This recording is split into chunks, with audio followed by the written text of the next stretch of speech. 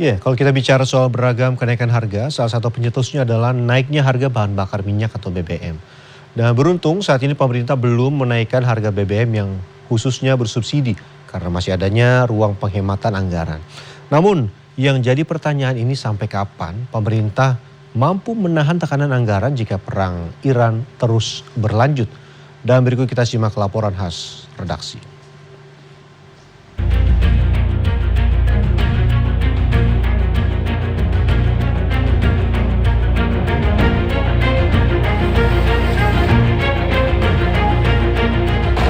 Seperti inilah antrian kendaraan baik mobil ataupun motor yang akan mengisi bahan bakar minyak di SPBU Pertamina di Jalan MT Haryono, Jakarta Timur. Bisa dilihat bahwa antrian kendaraan bahkan sampai ke Jalan Protokol MT Haryono dan menyebabkan kemacetan. Selasa 31 Maret sempat isu beredar soal kenaikan harga bahan bakar minyak. Sebagian masyarakat pun sempat termakan isu ini dan berbondong-bondong memadati pom bensin demi mendapatkan BBM dengan harga sebelum kenaikan. Seperti di SPBU kawasan Jalan MT Haryono, Jakarta Timur, sejumlah pengendara mengaku rela ikut-ikutan antre termakan isu kenaikan harga BBM. Betul, gila-gilaan harganya. Pendapat saya ya, tolong dilihat lagi ini ke pemerintahannya ya, jangan sampai membuat masyarakat atau warganya panik ya dengan adanya, karena ekonomi sekarang semakin riweh. Wah, kalau pendapatan sih mungkin kita agak lebih turun kali Mas ya kalau misal BBM naik ya. Namun usai masyarakat heboh mengantre di pom bensin, Selasa siang isu kenaikan harga BBM akhirnya terbantahkan. Istana melalui Menteri Sekretaris Negara Prasetyo Hadi menegaskan pemerintah hingga saat ini belum akan menaikkan harga BBM baik yang bersubsidi maupun non-subsidi. Pemerintah mengimbau masyarakat untuk tidak panik. Atas petunjuk dari Bapak Presiden selalu mengedepankan kepentingan rakyat dan kepentingan masyarakat di dalam mengambil sebuah keputusan.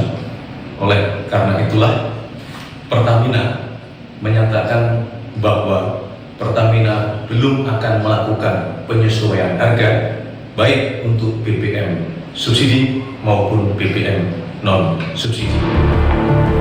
Selain kebijakan tidak menaikkan harga BBM, di hari yang sama Selasa malam, pemerintah mengeluarkan kebijakan penghematan penggunaan BBM.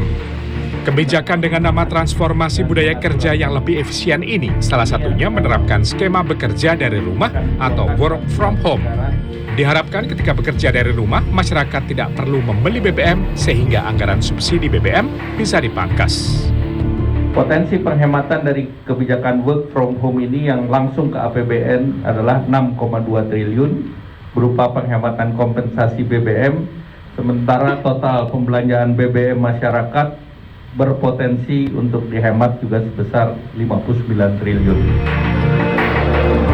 Meski pemerintah telah melakukan manuver agar anggaran tidak jebol, ekonom mewanti-wanti langkah yang dilakukan saat ini hanya jangka pendek. Jika perang Iran terus berlanjut, anggaran subsidi dipastikan bakal terus membengkak. Tidak hanya itu, kebijakan WFH atau bekerja di rumah akan sia-sia jika sebagian masyarakat yang tidak ke kantor justru bertamasya karena setiap pekan menjadi long weekend. Artinya kita pemilihan hari pun itu sudah tepat ya, apabila di tengah minggu kemungkinan orang untuk melakukan wisata tadi atau long weekend menjadi semakin berkurang. Nah kemudian yang kedua pemantauan, tadi kan katanya absen secara online yang bisa mengenal posisi dari si ASN tersebut atau karyawan tersebut, apakah dia jadi pindah keluar kota dan seterusnya, berapa radius rumah dari jarak rumah, nanti akan selalu ada absen, dan absennya itu bukan cuma awal dan akhir, misalkan diminta awal, tengah, dan akhir, sehingga itu terus bisa terpantau seperti itu, agar bahwa pergerakannya itu memang terbatas seperti itu.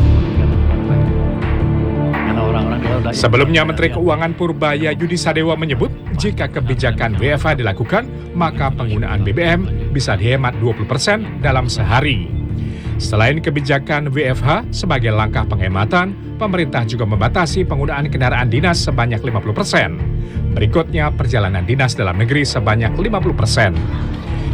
Tidak hanya itu, pemerintah juga akan melakukan optimalisasi program makan bergizi gratis dengan tetap memperhatikan daerah 3T dan tingkat stunting tinggi. Tim Liputan CNN Indonesia.